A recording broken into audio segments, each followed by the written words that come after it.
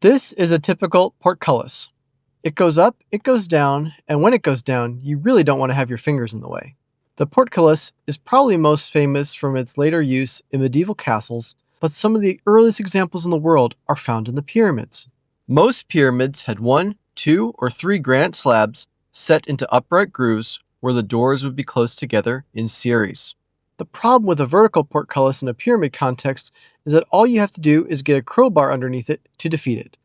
Lever up the first slab, stick some wood under it, and you are ready to lift the next one. If there are 3 in a series, you just have to repeat that process 3 times and you're inside. Today, I'm going to tell you about the only portcullis system in all of Egypt that was made to close diagonally. And trust me, it's absolutely genius in its design. This is the story of the mechanics of the bent pyramids portcullis system and why I believe it's the best designed in all of Egypt. To help us understand the mechanics of this portcullis, I have built a small model of it.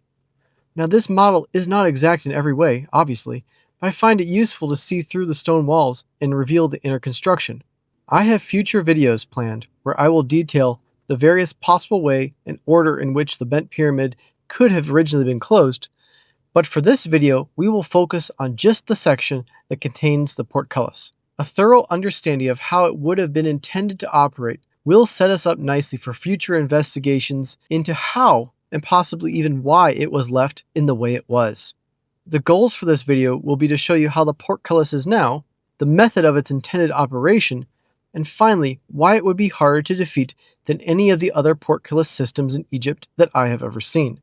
Unlike most pyramid portcullis systems where the slabs are close together and, like I said, in series, the slabs of the bent pyramid portcullis are seated quite a distance away from each other along this hallway right here. First, we have the western portcullis that is lowered, and the eastern portcullis that is raised up and propped up by a log. From here to here, the floor was removed post-1947, and here is how a picture would have looked at that time. You are looking from the inside of the hallway towards the closed western portcullis. You can see the dirt and sand inside covered up to at least this ledge right here. These two pictures are looking in the same direction, and the later one shows how the small hole in the portcullis was enlarged to what it is now. The hole in this picture with the ropes and baskets is an ancient hole that was dug through from the inside, from the direction of the connecting tunnel towards the plug section of the western passage. Many thanks to the Asita project for providing photos beyond the western portcullis slab looking back east, a location that is now off limits to visitors, preventing further photographs. And as always, thanks to Keith Hamilton, whose work on the bent pyramid is amazing and greatly inspirational. Now, although the eastern portcullis is currently up, it was undoubtedly intended by the original builders to be lowered, because the entire purpose of having a portcullis is to seal a passage. The possible reasons for it not being lowered will be a topic in future videos. The portcullis slabs were intended to close at a diagonal, sliding down these rock faces until they meet a matching rock slab. The rock slab they meet with is also set at an angle. The size and weight of these slabs, along with the lack of an easy way to repeatedly raise them, rules out the possibility that these were actually doors meant to be raised and lowered at will. The slabs must have been placed into their forever sockets from above before the pyramid was higher than the roof of this passage, then propped open, and then a corbelled roof was added.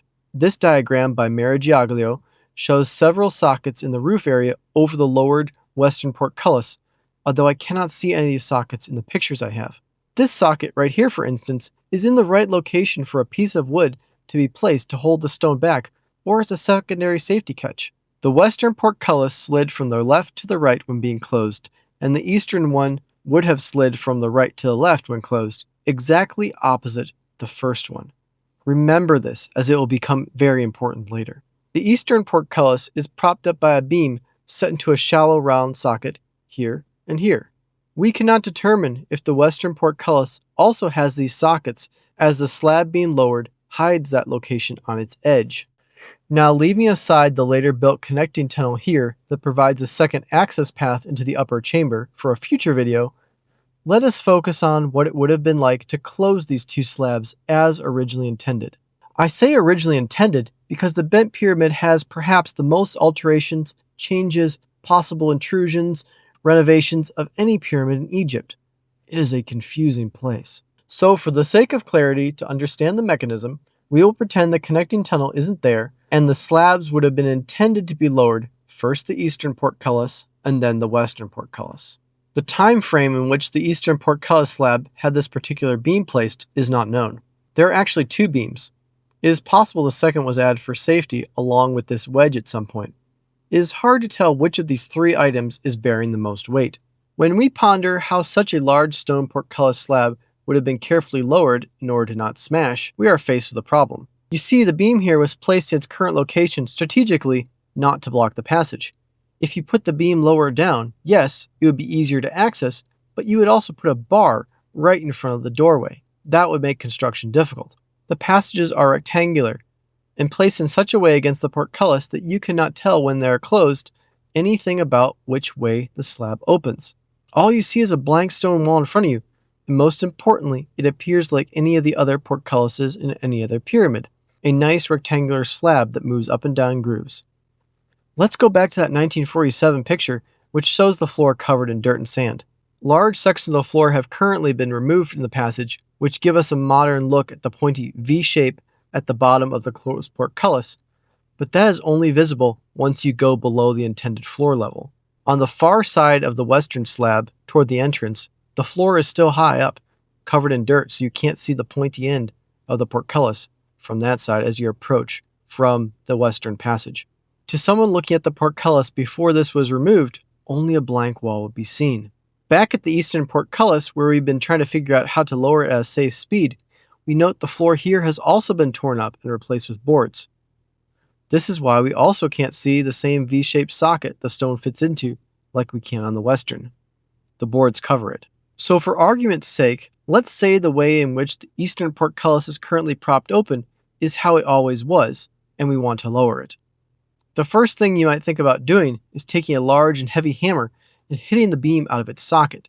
But the problem there is that most of the beam is hidden here and here by the stone. You can't just knock it away from you. The beam will not clear the slab, and you will have a jam at some position, or it just won't close all the way. So you need a second way to hold the slab while you gingerly remove the beam. The beam would have to be fully removed for the door to close perfectly. So what do? You put a wedge here, like you see. Now I'm not saying this exact wedge is the original one, and there are many reasons to put a wedge in this position, such as aligning the slab in its socket more to one side or the other to get it centered. After the slab is placed and the roof put on, this is pretty much the only way I can think of to fine-tune its left-to-right alignment to make sure it closes properly. This wedge is also placed in a position in the door frame where it would be difficult for a person on the outside of the slab to knock it out of place with a hammer. You wouldn't want to be on the other side of the slab because you could get shut in. In any case, if a wedge was placed a little bit lower about here and a rope was attached to it, then as someone tapped it out with a hammer, a person holding the rope could pull the wedge clear of the door frame and out of the way of the slab as it slid down. There are, of course, many ways this could have been done, and this is only one possible method. Now that the eastern portcullis is lowered, the western would need to be lowered in the same way. As mentioned before, this portcullis has several sockets in its upper housing, including one that could have acted much like the wedge I just mentioned. A beam placed in this socket could be knocked loose and then pulled out of the way with a rope, but it would be harder due to each end of the beam being pressed against the walls of the socket. So the beam would have to be first free to shift deeper into one of the sockets so the other end could be freed. This would mean taking the weight off the beam, which in that small space would be challenging. These slabs are massive, each one weighing approximately 2,830 kilograms, 6,240 pounds. A 3-ton slab would be difficult to lift enough to slip the beams out. I think these sockets were most likely used with beams and ropes from the top to carefully center and adjust the slab before the final roof caps are placed. Then they were probably propped up with a log, like the eastern one is now, and the final lowering was intended to happen when the wedge was yanked out. If you wonder why the western slab was lowered and the eastern one was not, you are not alone. This is a complex and hotly debated topic of what order the pyramid was sealed that will be tackled in a future video. I think I have a really interesting idea for how that could have happened. However, if we are once again putting ourselves in the position of the initial engineers planning this construction, we would ideally have the eastern slab lowered first and then the western. Once again, I am aware that this is complicated by the addition of the connecting tunnel, the deep shaft before the western portcullis, the realignment of the walls, and the 10 sockets here. But I am fairly sure the initial plan for this passage had the two portcullises being approached, one after the other, from west to east, a setup that changes after the connecting tunnel was added. There is also the idea that there are two settings for holding the slab open, a lower limit where the slab would be resting on the beam as the eastern one is now, and an upper limit where the back of the slab is moved up to the backstop stone, and then the wedge could be inserted for preparation of being lowered. We can see one of the lower limit lines here on the inside edge of the portcullis housing of the eastern portcullis. If the distance between these two lines, one of which is seen on the eastern portcullis, but both of which can be seen on the western, corresponds to the distance between the back of the slab and this blocking stone, then we would have more confirmation that this was to let the workers know they had lifted the stone as high as it could go, and they should insert the wedge. As anyone who has ever placed a wedge in anything knows, the wedge needs to be held in place while the weight is applied, and then downward pressure would ride the wedge into the crack, pinching the stone will also create a small shift to one side. The wedge might also slip a bit when trying to bite, so the lines would be important to tell how far down the slab had moved when being wedged. If you have made it this far into the bizarrely fascinating world of wedges and slabs, I thank you, and I promise the next thing I will do is tell you why I believe this is the most ingenious portcullis in all of Egypt, perhaps the world. Now, the western passage was eventually nearly completely plugged, something almost unheard of in ancient Egypt for its level of finality and difficulty. The western entrance is high above the desert floor, and the plugs would have to be hauled up and inserted so carefully that they slid down with nearly no clearance. According to Ahmed Fakhri, these plugs were inserted into the western entrance from the top down for 18.3 meters, just over 60 feet, and each one was plastered in. There is much debate over if the blocks were inserted for such a long distance to simply stop the western passage from shifting and sinking or not. I personally do not have an opinion one way or the other on the matter, but having 60 feet of plugs and then a portcullis seems a bit of overkill. However, the portcullises were in series, so in series a robber coming via the western passage would have to tackle them, and a robber coming from the connecting passage would very interestingly have their attention split. The twisting, turning chambers can disorient anyone familiar with the construction, let alone a scared thief scrambling around by torchlight, hoping they have enough air to get back out. As you can see in my model, I opted to show the walls transparently so you can see the action of the portcullis slab, but a thief approaching the portcullis would have been unable to know which way it opened, and certainly not know it was diagonally opening. This is the scenario we find ourselves with the portcullis already being lowered and a thief trying to attack. This is where the true genius of the design comes into place.